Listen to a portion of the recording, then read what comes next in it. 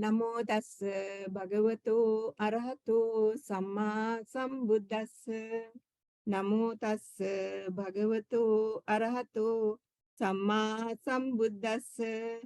Namo tassa bhagavato arahato samma sambuddhassa. Friends, today, Saturday, 17th June 2023, we are going to study the Sona Sutta from the Anguttara Nikaya, or the Numerical discourses of the Buddha. Sona Visa is his full name, was one of the Blessed One's most energetic disciples.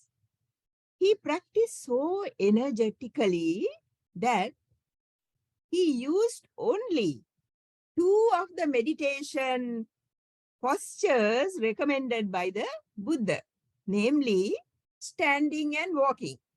Now see, we are all seated, but he never sat down and never lay down to do any meditation, right? So he used only standing and walking. By walking up and down, his feet started bleeding. He was, doing it so much. And he was in great pain. Then he thought, after all my efforts, I have not been liberated from the taints. The taints are the asavas, or the underlying tendencies. So I'll go back to my lay life and do meritorious deeds. Even that is good, isn't it? To do punna, right? Ping. So even after all Venerable Sona's efforts, he did not experience happiness, only pain and disappointment. Thoughts of craving for worldly things, because you see, he was a very wealthy man earlier, all came into his mind. He did not get the results he wanted because of over-striving. And he was not able to deal with the hindrances and did not know how to overcome them. Venerable Sona could not see impermanence. His mind was turning towards laziness, which made him think of returning to lay life. When the practice is too tight, it may result in repression, harshness, and force. And when it's too loose, the result will be drowsiness, confusion, or boredom. The Blessed One, that's the Buddha, having seen Sona's mind, appeared before him. Buddha questioned him about his thoughts. Then the Buddha advised Venerable Sona, "Tell me, Sona, when you lived at home, weren't you skilled at the lute?" Lute is like the violin, a stringed instrument used at that time. He answered, "Yes, Bhante." Then, taking the lute as an analogy, the Buddha instructed Venerable Sona how to balance one's energy. When the strings of the lute are too tight, the sound produced was not pleasant. Similarly, when the strings of the lute were too loose, the sound was not pleasing either. So, said the Buddha, if energy is aroused too forcefully, this leads to restlessness, and if energy is too lax, This leads to laziness. The Buddha's instruction to Venerable Sona clearly shows that to achieve success in whatever one attempts, even energy should be put forth in moderation. In the first sermon, the Buddha teaches, the Dhammacakkappavattana Sutta, the Buddha teaches the middle path, that is, not to follow the pursuit of sensual pleasures and the pursuit of self-mortification, the two extremes, right? So the Buddha took the middle path. When Venerable Sona's extreme energetic practice falls under the self-mortification category, and Buddha very skillfully shows him the middle way. He never, told him about this extreme, like that, but he put it in such a way so that he would, accept it. Using Venerable Sona's own personal experience in lay life, the Buddha showed him how to apply the Dhamma for his benefit here and now. The Buddha's method was to start with a simple thing that was readily understood and liked by the listener so that he or she could relate to it. Even though the incident is different from our present experiences, the principle underlying it is similar. That is, to move forward in any project, a certain level of effort is needed.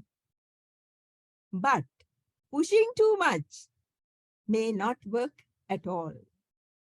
The Buddha's advice is relating to awakening or enlightenment. But in ordinary, mundane living, how right are we in the wholesomeness of our interactions with each other? In speech, generosity, harmlessness, etc. Do we need to change our actions? It could be a continued process of trying and then checking again and again. If we are genuine, we could see the self-improvement ourselves. Now, today I heard of someone who had given up, meat and fish and things like that. And I had been telling that person many times, but now I heard that that person has become a vegetarian. So I was very happy. And that person said that he or she is feeling the change. So you can see how when we change and we see the self-improvement, we can ourselves be very happy. So, no extra time is needed for this kind of spiritual growth. The choices we make, whether big or small, may be opportunities for our spirituality to develop. We get the opportunity, but sometimes we don't take it. Then, if we do not take it at that time, we will just miss it. So, if called to put off a wish, my wish that is, right? Our own wish to do something, in order to help a relative or a friend, you see, we are called upon to do something for a friend or a relative, but I too have a certain project in my mind. Even if I do it resentfully or impatiently, my time and energy for the benefit of another may result in a sense of joy and upliftment of the mind. You see, even if you do it resentfully, I may find that I do have time to do what I had initially planned to do also. Can you see that? Let us return to Venerable Sona. We see that the Buddha advised him to balance his energy and achieve evenness of the spiritual faculties. What are the spiritual faculties? I have done this before about the spiritual faculties, but I will remind you. Faith, saddha, effort, virya, mindfulness, sati, concentration, samadhi, and wisdom, panya. Faith means conviction, trust, and its power is the unshakability in one's belief in the three gems. You know what the three gems are, right? Tunuruan. Similarly, the other four faculties remain unshakable in the face of laziness, distraction, and ignorance. So when you think of one, that is the faith, the others also follow. Faith is called a seed, for it is the foundation of all wholesome qualities. Serenity and insight develop when there is faith. To balance the faculties, it's necessary to link faith with wisdom. For extreme faith without wisdom may make one do foolish things in the name of religion. I don't have to go into details. You yourself would have experienced these things with people. And energy should be linked with concentration. Mindfulness lies in between. For the faculties to function well, mindfulness is the strongest factor that is needed. For anything at all, we need mindfulness, right? When such balance is there, the meditation object can arise clearly and easily. At this point, the object of serenity and insight was explained by the Buddha, leading up to arahantship. Serenity is samatha, or absorption meditation, obtained through the attainment of jhana. For example, taking breath as the object of meditation, one develops concentration. Insight or vipassana is the meditation on impermanence, unsatisfactoriness, and non-self. It's possible to go from serenity to insight, or vice versa. Both depend on the practice of the Noble Eightfold Path. So you see, we have to practice the Noble Eightfold Path to attain Nibbana if we want to. But even otherwise, in mundane life also, the Noble Eightfold Path is very important. Then, living alone, withdrawn and heedful, Venerable Sona became an Arahant. After attaining Arahantship, Venerable Sona went to the Buddha and declared his achievement in verse. Venerable Sona declares that any bhikkhu who is an Arahant has destroyed the taints, that is the asavas, Now, what are the asavas? I didn't tell you earlier, but you know them, I think. Kamasava, bhavasava, avijjasava. In some cases, you get dittasava also. But these are the three main asavas. And is completely liberated and has his mind fixed on 6 things. Now, that is what Venerable Sona said. His mind is fixed on 6 things. Now, after becoming an Arahant, what are the 6 things? Renunciation, solitude, non-affliction, destruction of craving and clinging, and non-confusion. Anyone, you see, a man or a woman, is intent on renunciation.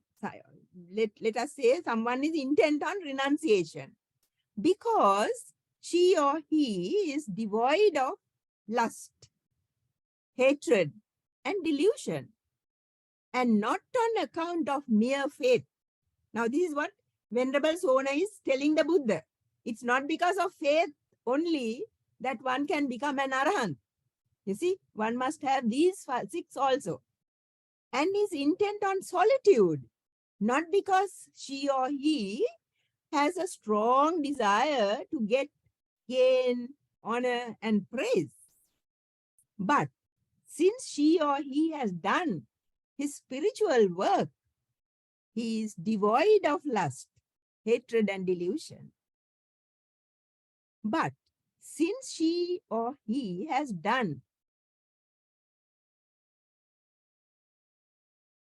she or he is intent on non-affliction, not because he has fallen back on the wrong grasp of behavior and observances, as the 2 extremes that we talked about, of sensual pleasure or self-mortification as a way of liberation, but sees that she or he has nothing further to do or need to be done because he is already or she is already an Arahant. She or he is intent on the destruction of craving because she or he is devoid of craving and is intent upon non-confusion because she or he is devoid of lust. Powerful sights, sounds, odors, tastes, objects, or phenomena. Now, these are the objects of the senses, right? Come into his range, his or her range of or mind, but they do not bother him or her, for she or he only observes them arising and vanishing, arising and vanishing. Let us take a deeper look at these 6 things that Venerable Sona talks about. Renunciation is giving up, letting go. Though there is pleasure and happiness in the world, Buddha never denied it. As they are transient or impermanent, we cannot keep them or hold on to them. So, happiness is found by letting go. The Buddha says, what I teach is dukkha or suffering and its cessation. So, what is renounced when we renounce, you see, is suffering or dukkha. The 5 groups, you see, the 5 groups, what are the 5 groups? The aggregates. That is form, rupa, feeling, vedana, perception, sanya, volitional formations, right? Sankhara, and consciousness. These are the 5 groups, the 5 aggregates that we cling to. You see, all of us cling to it, cling to these 5 aggregates as how? I, the self. is the source of suffering. This is the source of suffering, not any of the other things that are around us. The sense of self, I-ness, involves a desire for the continuity of existence of this self. We want this self to continue so that it generates greed and attachment, both for the self and the things that promote self.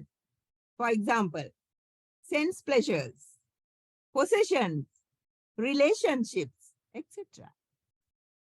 This self can never be really happy because continually it is troubled by desires and fears which bind it to the world and causes dukkha. All these words, little words that I was talking about can be, expanded, but I have no time. So we can see that the self and the world are interdependent. They are interdependent and gives a false idea of permanency. True renunciation is a matter of the heart and the mind rather than the body. It is renunciation of our inner desires and aversions, dislikes. As a skilled teacher, the Buddha adapted his message to the needs and abilities of his audience. To those who were aware of the hollowness of the world, he gave the path of final deliverance. While to those who were still in love with the world, he pointed out how to live a blameless life, following precepts, doing as much good as possible, and little harm, and being mindful, which would take them to a realm of the divine, one of the Deva realms, right? In one sutta, the Buddha tells Venerable Ananda, not in this sutta, but in another one, that the Buddha's dispensation entirely rests on noble friends. Buddha is the noblest friend that we could think of, for he has helped many beings like Venerable Sona to liberate themselves, and the Dhamma which he found is the legacy that he has left to the world.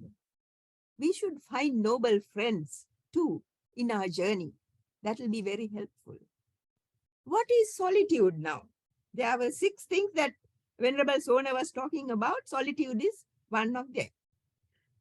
According to Buddhist teaching, there are 3 kinds of solitude. 1, physical, where one leaves the household life and the social world. 2, mental solitude. While experiencing jhana, the mind is temporarily free from unwholesome states and sense desires. 3, giving up mental proliferation or thought formation.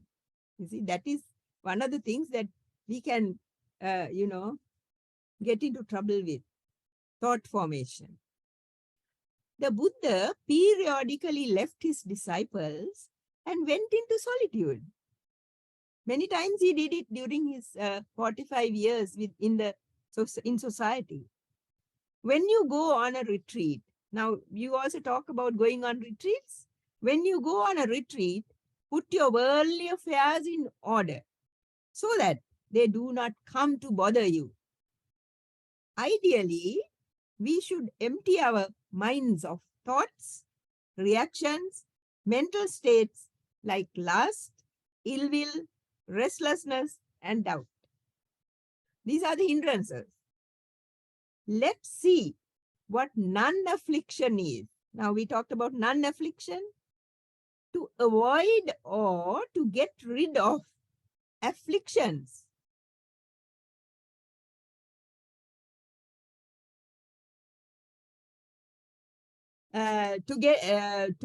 To avoid or to get rid of afflictions, one must first recognize them. To get rid of afflictions, you must first recognize that you have it. Starting from oneself, it could be a lack of self-respect. See, we must respect ourselves. Otherwise, we'll be doing wrong things quite a lot. When one has no self-respect, one may behave unthinkingly. And if you are angry, you may hurt others by speech and actions. Acting dishonestly at your workplace, or if you are a teacher to your students or colleagues, employees and employers, or whoever you come in contact with. This also means that we have no consideration for others. Some afflictions could be personal, like dullness, laziness, or being judgmental, finding fault, or having inner hatred. If we abandon negative actions because of a feeling for our own honesty and truthfulness and our zeal for our Dhamma practice, it would be a fulfillment of our well-being. But if we show ethical behavior or show kindness and compassion to others, not because we care about them, but we want others to think well of us, it is a negative attitude. It is deceptive, and the mind is attached to gain, fame, praise, and reputation. We should be able to recognize these afflictions and try to remove them. These are all afflictions. Now we come to, I'm not going into detail about craving and clinging because I know I have done them with you and also you know them, I think. So I'm going to the next one. Non-confusion is also a mental obstruction. Everyone tries to obtain happiness and satisfaction from one's life, but sometimes make the wrong choices by being confused about how to attain that happiness. One must think about what's really important in your life. Question yourself. Is having money the most important thing? Is it really going to bring you happiness? Is going on vacations the most important thing? Recognize what's of ultimate value in our life, knowing that we are not going to live forever. Then so much of our own confusion will fall away. We'll know what to do and we'll be more satisfied because we realize I'll not be able to have everything all at once. So I'm going to choose what is most important. It may mean giving up something that we hold on to or clung to, but that's okay. I want to focus on what's most meaningful and important in life. This thought process may bring a certain clarity and a kind of satisfaction. If we realize the preciousness of a human life and the possibilities that we can put it to, and then remembering our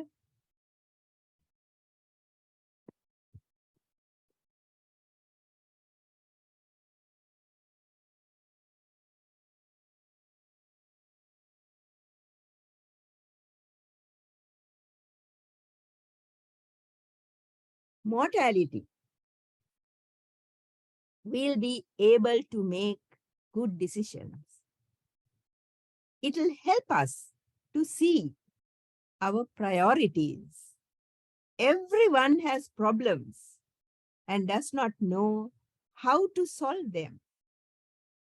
They may be at work or relationships, friendships, one's status, or money matters, etc.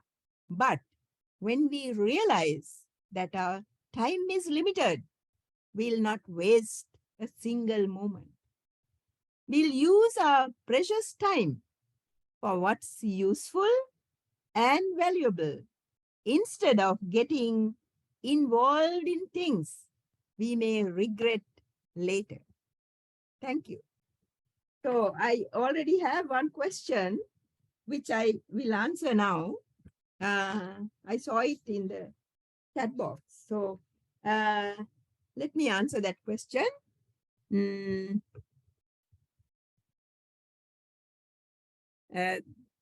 this is the first question. Now, there is another question which I could not read properly. I'll read it later. The first question is about the Buddha and the other Arahants. Whether there is a difference. Yes, there is. Not in the Arahantship itself. Arahantship is something complete. That is, every Arahant has completely given up, completely abandoned, all the defilements. They are completely purified.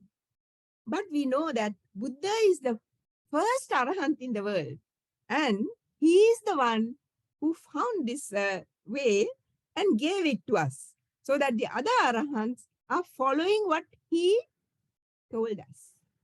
So the Buddha, because he was the initiator, the first Arahant, there is a difference. And also, from what the commentaries tell us, the Buddha's knowledge and his, what shall I call them, the greatness, the power is quite different from all the others. I don't want to go into detail because now, for instance, now Buddha is said to have done certain miracles. The first time that he made this miracle was when he went to visit Kapilavatthu, to visit his parents and his relatives, because the relatives did not respect him, the older relatives, thinking he is only a young one. He showed them the miracle of the Yamaka Pratiharya, that is called Yamaka Pratiharya. That means from every pore of his body. This is what the commentary says also. So if you ask me, is it true or something like that, I can't answer. But from every pore of his body, 2 streams of water, one cold water and the other warm water or hot water, came out of the body, it seems. So that kind of thing can't be done by others. But they also could perform certain miracles. Now, for instance, Mahamugallana was one of the most psychic arahants. Okay, I hope that is enough for Lingesh. Can I see the other next one? Something to do with, I saw it here, but I now, can you please send it again?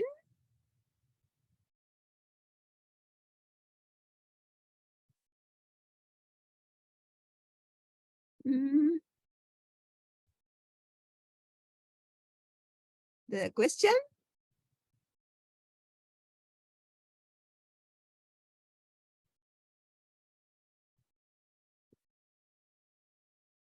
Right. Is following a middle way in everything a big part of wisdom? That depends on the person, isn't that so? Now, when you think of the middle way, now supposing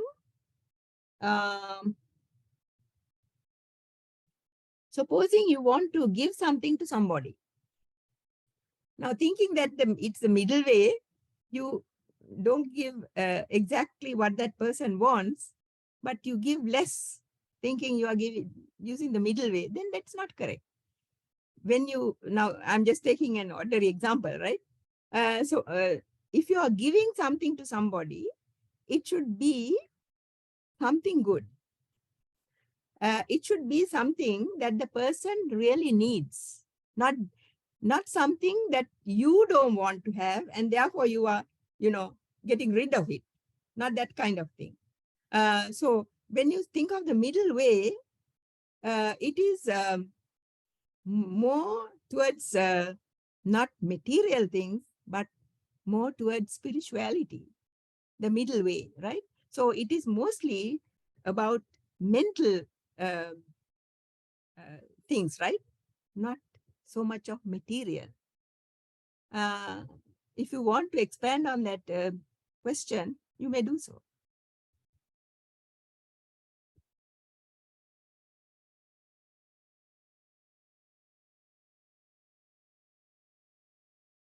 No? Any more questions?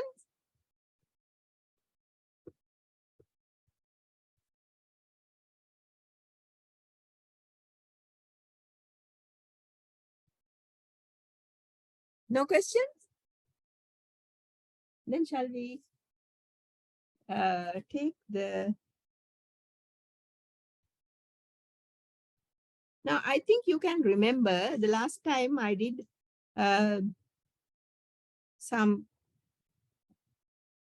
something to do with elements, the meditation.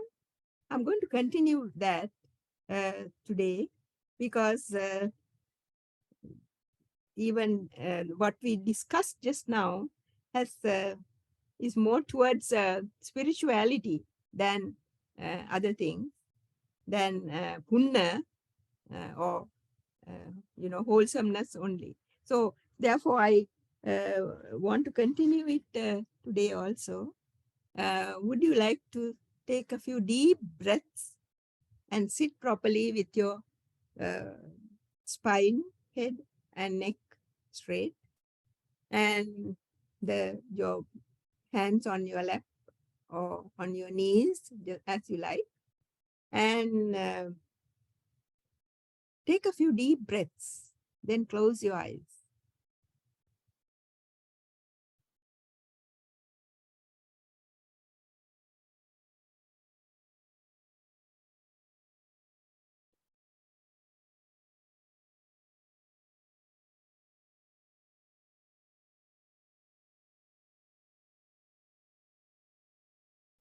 Like this.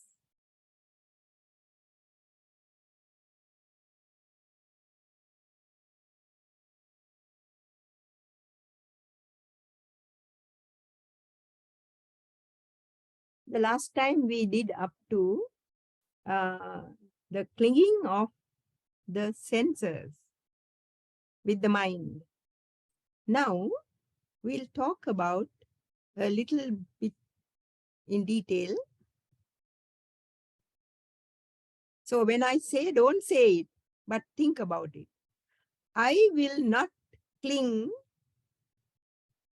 to the feeling born of eye contact.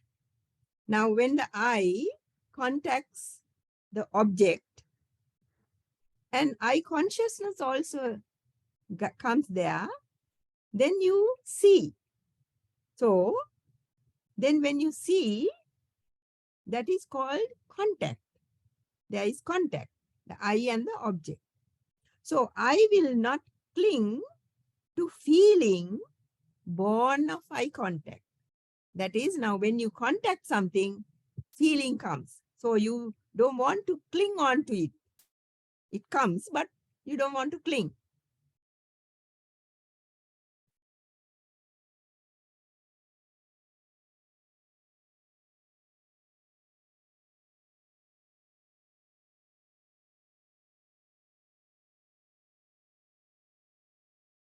I will not cling to feeling born of ear contact. Now we talked about the eye. Now we think of the ear. Now from the ear, you find sound, right? So I will not cling to that sound. I will not cling to the feeling born of ear contact.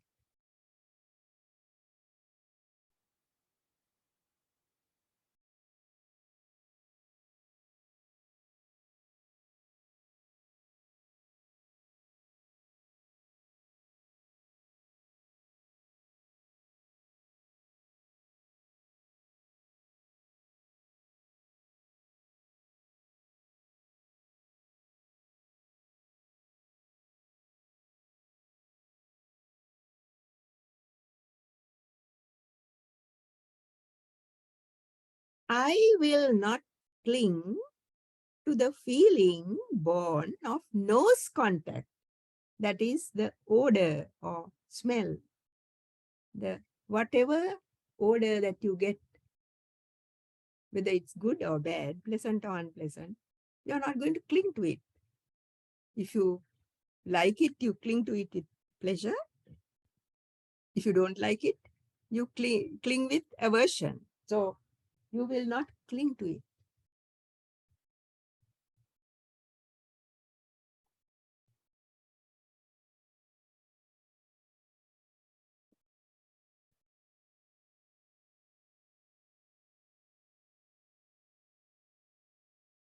I will not cling to feeling born of tongue contact.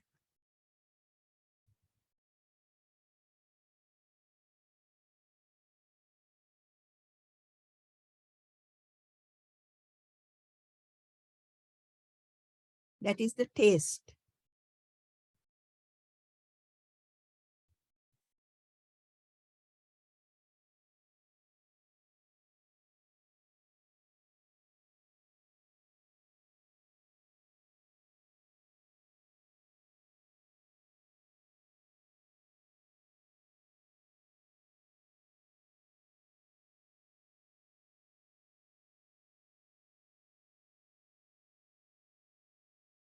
I will not cling to feeling born of body contact.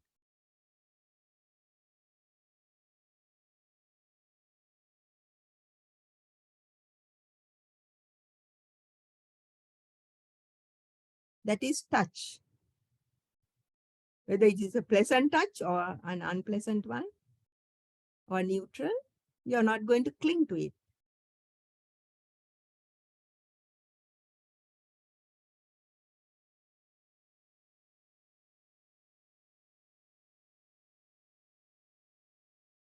I will not cling to feeling born of mind contact. Now, that is one of the things that we always do with mind.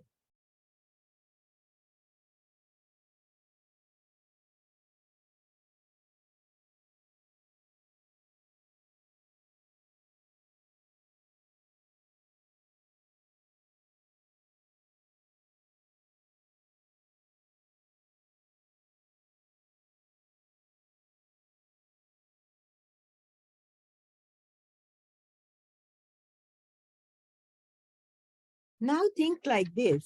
Now, we have gone through all the senses.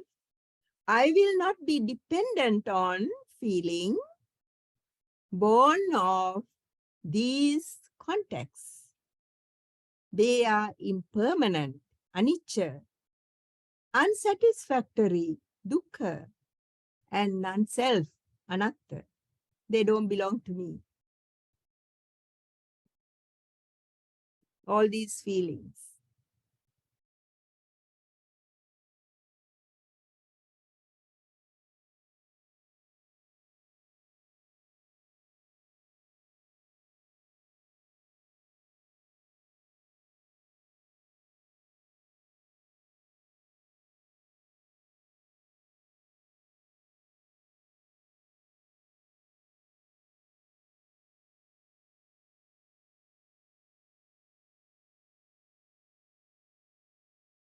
Now we'll take the same thing but in a different way. I will not cling to the earth element. Now the earth element is not, we are not thinking of the outside earth. We are thinking of our body. The body, all that is hard, all the like bones and teeth and so on, even the muscles and skin and all these things, the hair, all these belong to the earth element. So I will not cling to the earth element.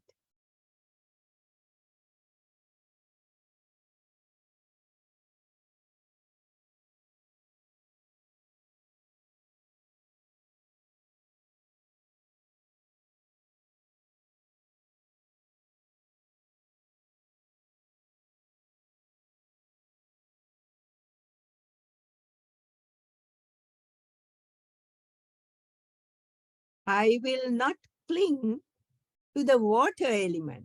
Now all the water element that is in your body.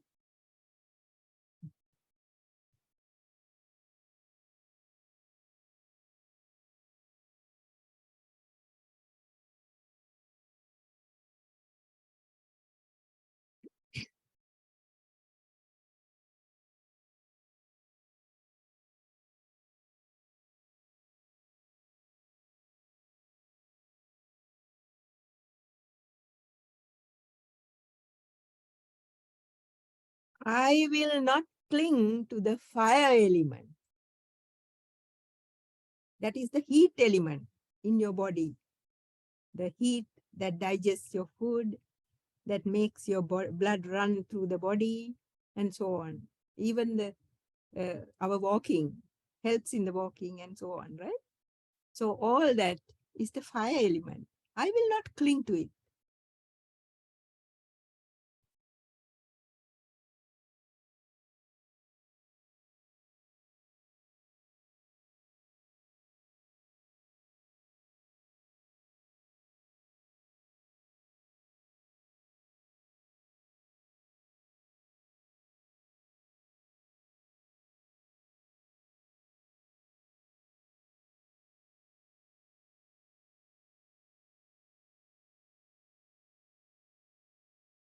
I will not cling to the air element, the breath and so on, the air element.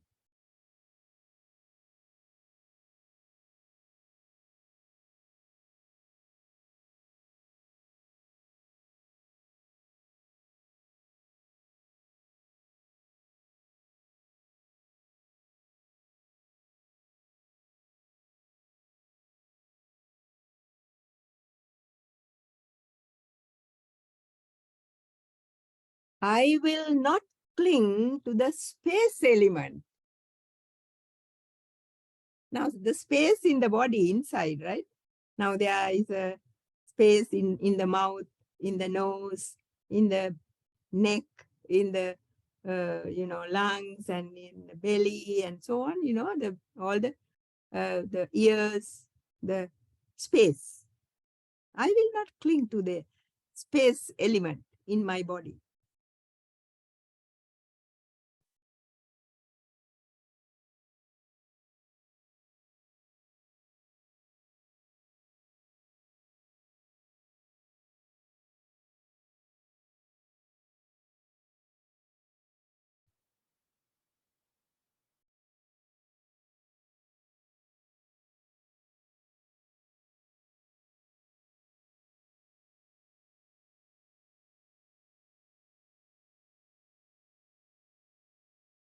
I will not cling to the consciousness element.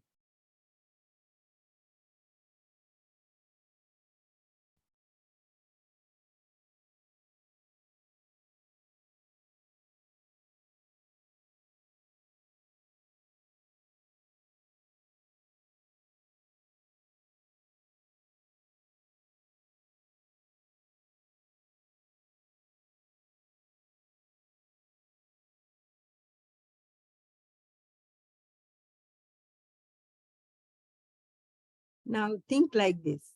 I will not depend on any of these elements They are impermanent, anicca, unsatisfactory, dukkha, and non-self, anatta. They don't belong to me.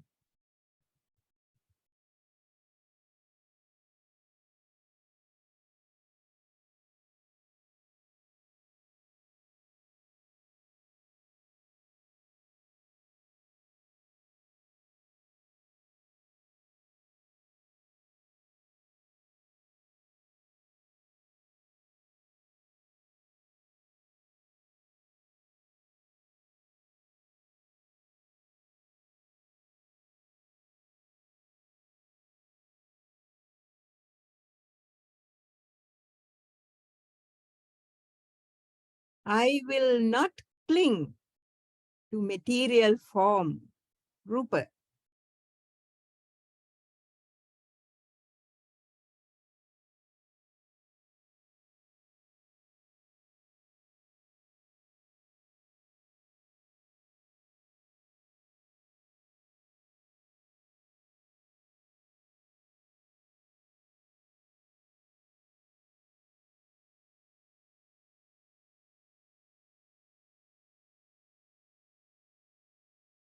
I will not cling to feeling.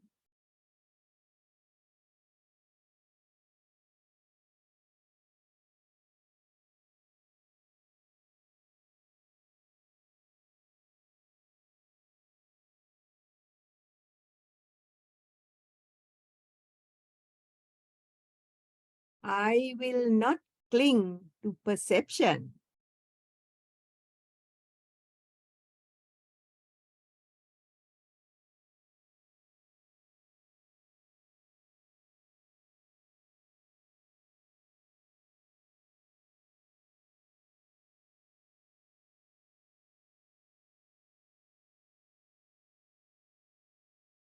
I will not cling to volitional formations, thoughts.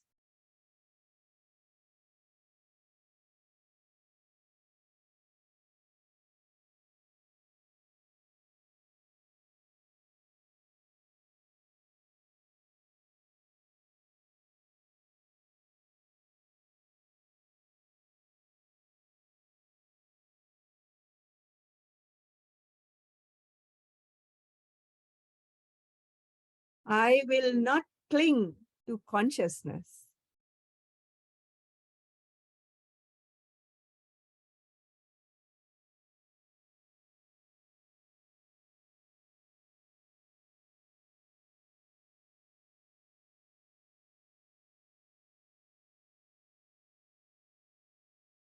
Now think like this. I will not depend on these aggregates. I will not cling to them. They are impermanent, anicca, unsatisfactory, dukkha, and not self, not me, not I, not mine, not myself. They are anatta.